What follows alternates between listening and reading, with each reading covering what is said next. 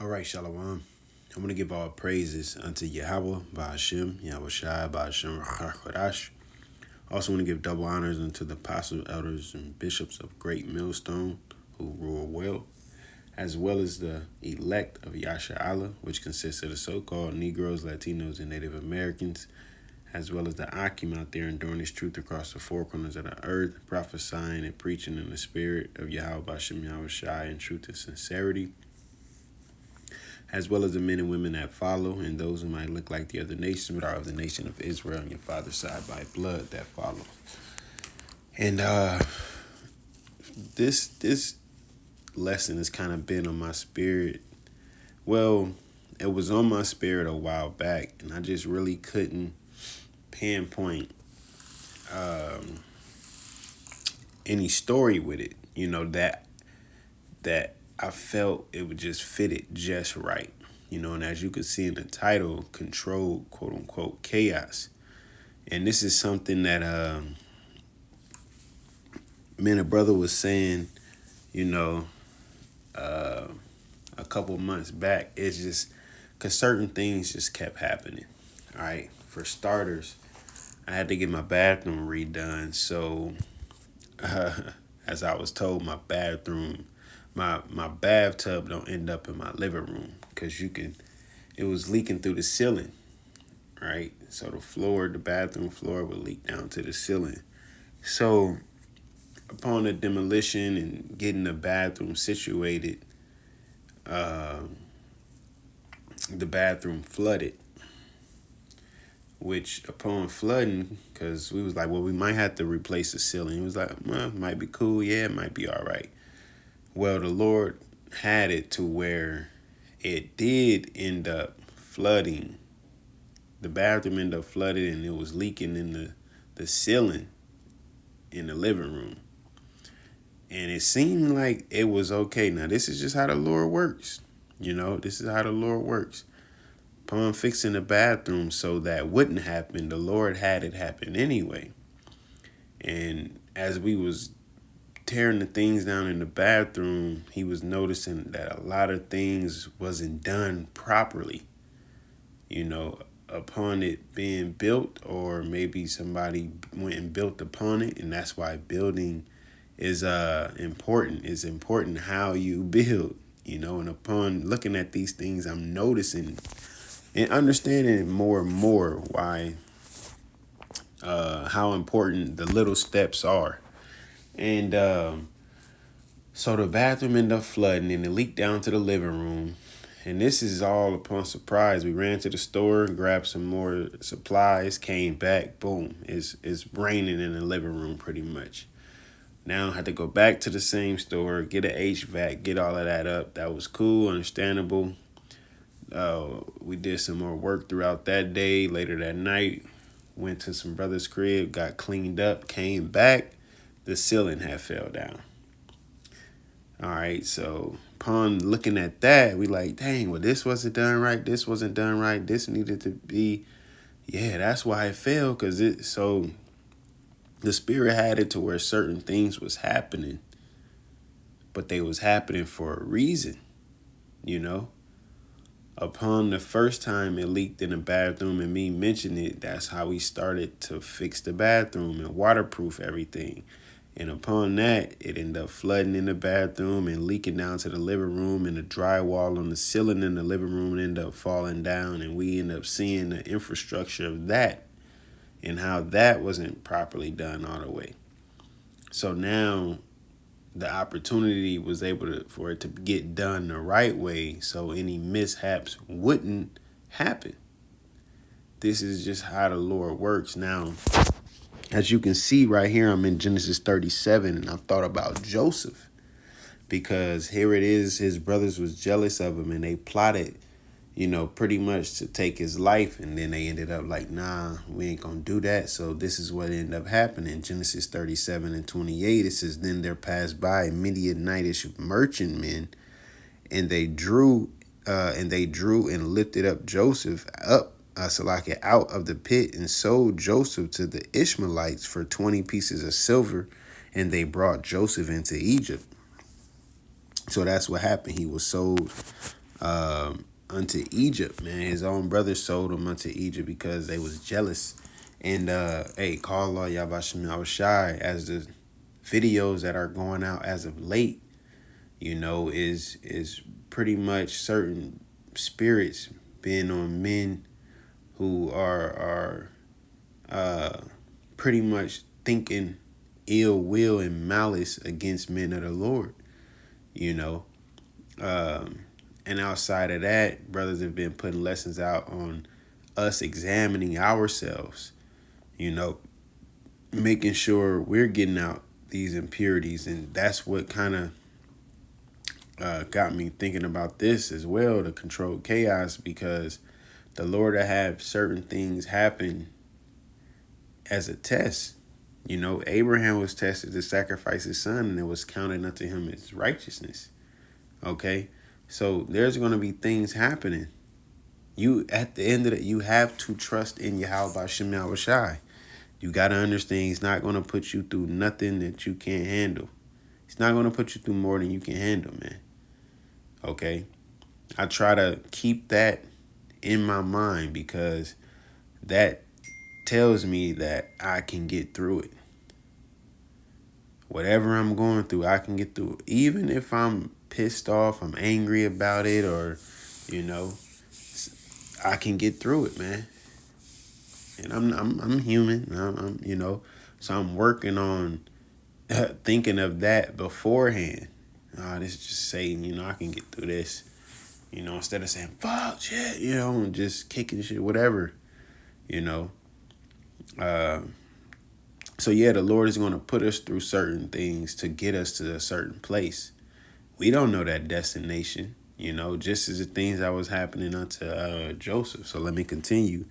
So I'm going to skip over to verse 30, chapter 39. It says, and Joseph was brought down to Egypt, and Potiphar, an officer of Pharaoh, captain of the guard, an Egyptian, bought him of the hands of the Ishmaelites, which had brought him down thither.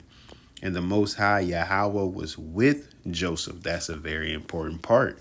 And he was a prosperous man, and he was in the house of his master, the Egyptian, and his master. So I'm going to slow down a little bit.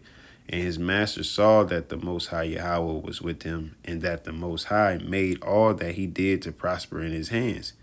And Joseph found grace in his sight, and he served him, and he made him overseer over his house, and all that he had he put into his hands. So by Yahweh Shem Shai being with Joseph, even though he was in a messed up position, the Lord still gave Joseph a little bit of comfort in that situation, man.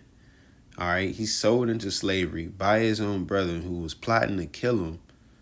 And now he's in a whole different country in slavery, right? But with them being in there, the Lord is still showing him that he's dealing with him, because he got him as an overseer. Pretty much, he got him in a higher ranking position, because when you read down, which I'm going to skip down a little bit, but when you continue to read, it says there was nobody over Joseph. Or actually, we might even run into that part. So upon Joseph, him pleasing his master, being in a high regard, as well as being a goodly, handsome man, as it said, this is what ended up happening. Genesis 39:7, it says, and it came to pass after these things that his master's wife cast her eyes upon Joseph, and she said, lie with me. But he refused and said unto his master's wife, behold, my master want not what is with me in the house, and he hath committed all that he hath to my hand. There is none greater in this house than I. Yep, we ran into it. Neither hath he kept back anything from me but thee, because thou art his wife. How then can I do this great wickedness and sin against the Most High?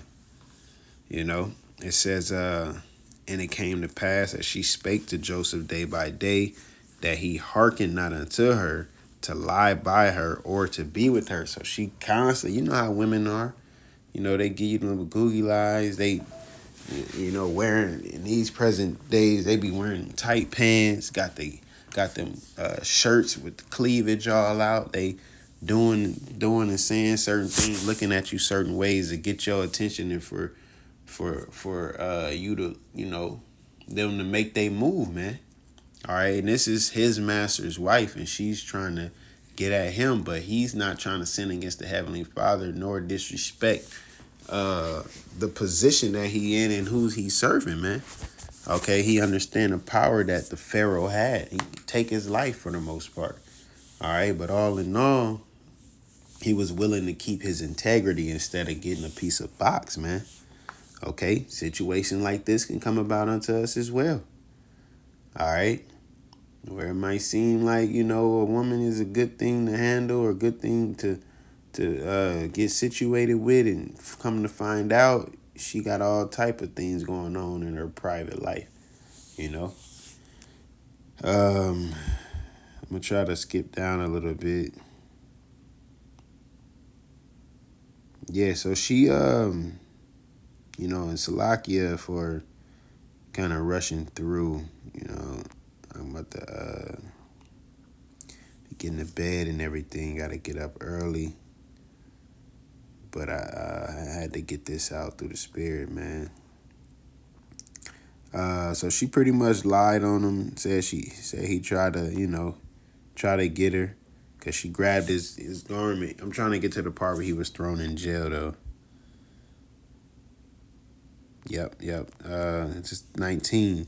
Genesis 39:19. And it came to pass when his master heard the words of his wife,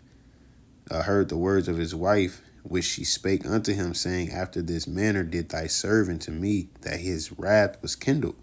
And Joseph's master took him and put him into a prison, a place where the king's prisoners were bound, and he was there in the prison.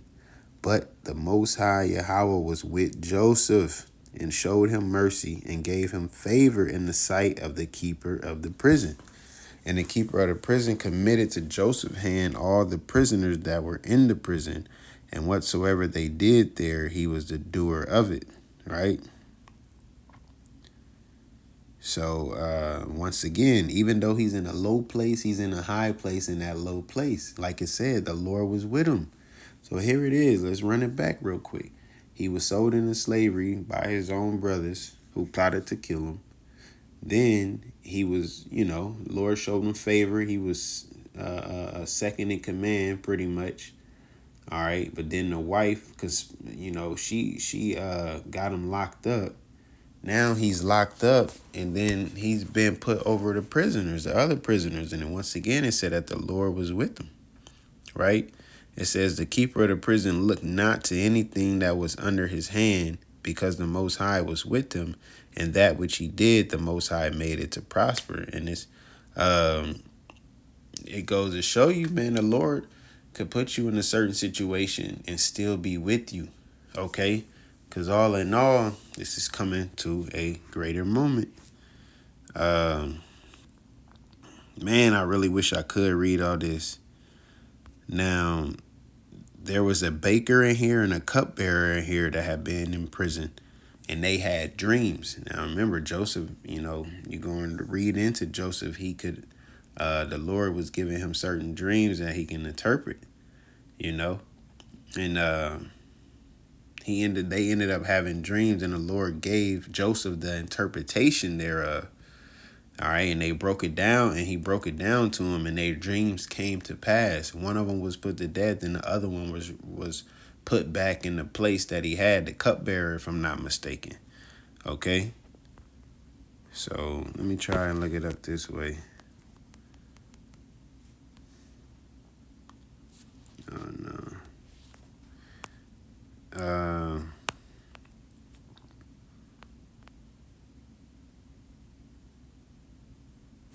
Yep, they dreamed a dream.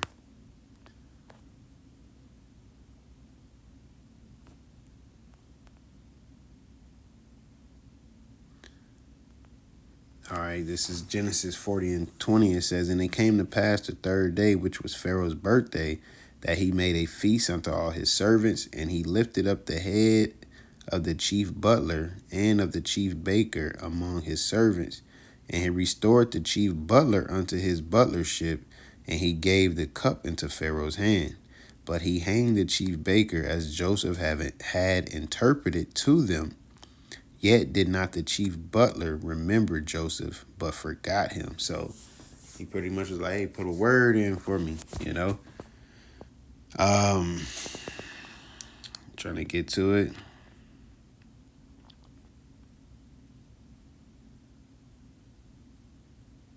This is Genesis 41 and 9. It says, then this is after Pharaoh had a dream about the corn and the cows, man. All right. And pretty much, well, I'll read this. It's Genesis 41 and 9. It says, then spake the chief butler unto Pharaoh, saying, I do remember my faults this day. Pharaoh was wroth with his servant, and put me inward in ward in the captain of the guard's house, both me and the chief baker.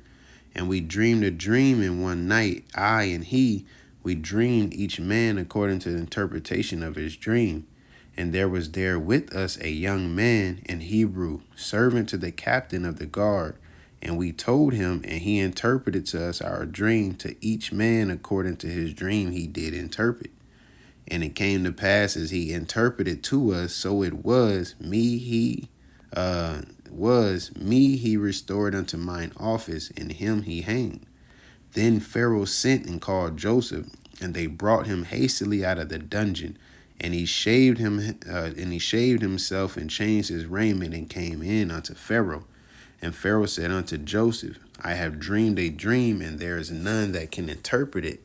And I have heard say of thee that thou canst understand a dream to interpret it.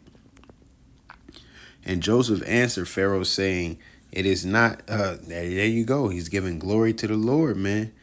It is not in me. The Most High shall give Pharaoh an answer of peace. And Pharaoh said unto Joseph, in my dream, behold, I stood upon the bank of the river. So he told him about his dream. And then Joseph interpreted the dream of 7 years of abundance, and then 7 years of famine when it came to the grain. Okay. And so they came up with a plan to allow them to be able to sustain through the famine years. All right, they was putting up a certain percentage in the storehouses, so when the famine came in those 7 years where they wouldn't be getting any grain, okay, that they would be whatever they had put up, they would utilize during that. Just like these modern day, they have oil reserves and things of that nature. You know, they had, I believe it was corn, with grain corn. You know, but they had it on reserve. You know. Yep. Genesis 41 and 26. The 7 good kine are 7 years, and the 7 good ears are 7 years. The dream is one. And the 7 thin and ill-favored kind that came up after them are 7 years, and the 7 empty ears blasted with the east wind shall be 7 years of famine. This is a thing which I have spoken unto Pharaoh. What the Most High is about to do, he showeth unto Pharaoh. Behold, there shall be 7 years of great plenty throughout all the land of Egypt, and there shall arise after them 7 years of famine, and all the plenty shall be forgotten in the land of Egypt, and the famine shall consume the land, and the plenty shall not be known in the land by reason of that famine following, for it shall be very grievous. And for that the dream was doubled unto Pharaoh twice. It is because the thing is established by the Most High, and the Most High will shortly bring it to pass. So they ended up, it was corn. They ended up coming up with a plan, like I said before, through the Spirit, allowing them to get through those 7 years of famine. All right. And so I'm gonna actually skip to the end of it. Jacob saw that there was corn in Egypt, and he said unto it, this is Genesis 42 and 1. Now when Jacob saw that there was corn in Egypt, Jacob said unto his sons, why do ye look one upon another? And he said, behold, I have heard that there is corn in Egypt. Get ye down thither, and buy for us from thence. that we may live and not die. So if you see what's going on, call Allah Yabashim Yahushai, man, these type of things will happen. There will be ill-favored moments in your life at times where the Lord is trying to steer you in a certain direction, or the situation is bigger than you. It's not just about you. You know, it could be about the camp. It could be about you know, you might need to move. You might, whatever the case is, you know. But nonetheless, the Lord will have certain things happen in order to get you to get to a certain point. All right, a certain destination, for lack of better words. Okay, so I'm gonna try to get to the part where his brothers. Let me see.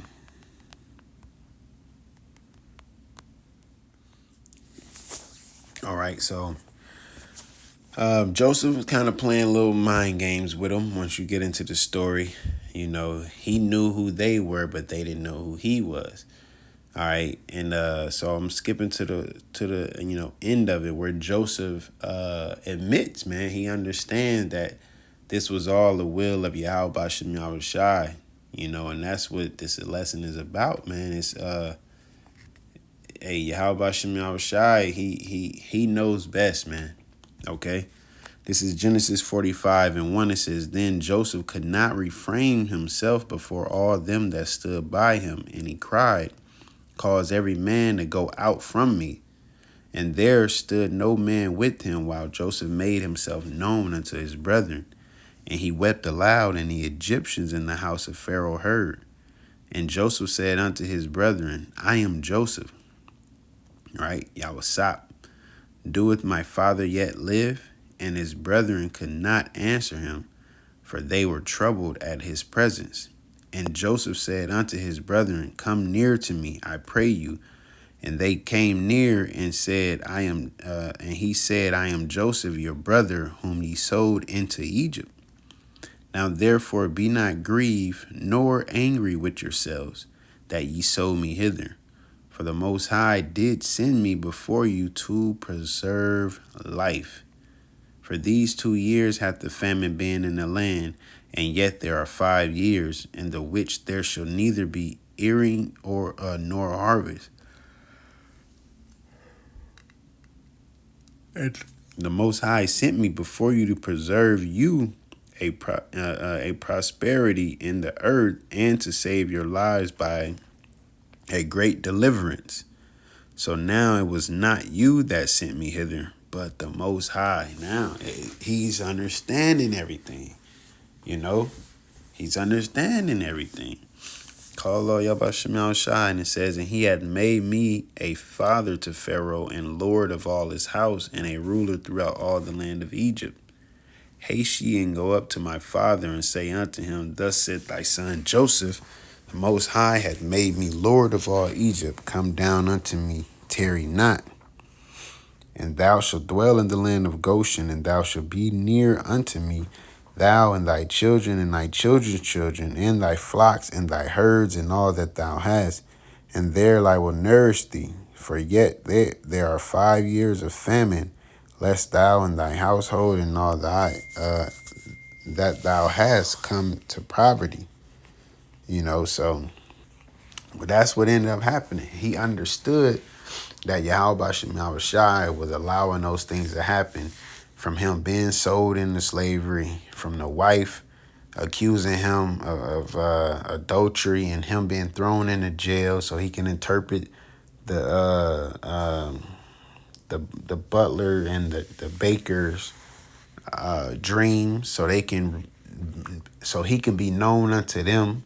So the certain one that got restored unto his rank amongst Pharaoh, oh, hey, when we was locked up, this guy interpret our dream. Pharaoh like, hey, go get him, because I need to know what this means. This, man, it's all through the spirit of Yahweh Bashem Yahushai, man.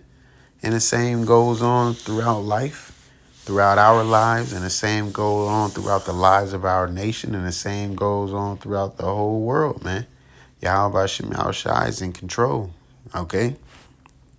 So hey, Lord willing, you was edified, and Lord willing, we allowed to endure to the end, because as the spirit is out there at this point in time, it's coming down to examining yourself, scrutinizing yourself, getting out your impurities, you know, going into that fire, all right, getting rid of that old man, okay?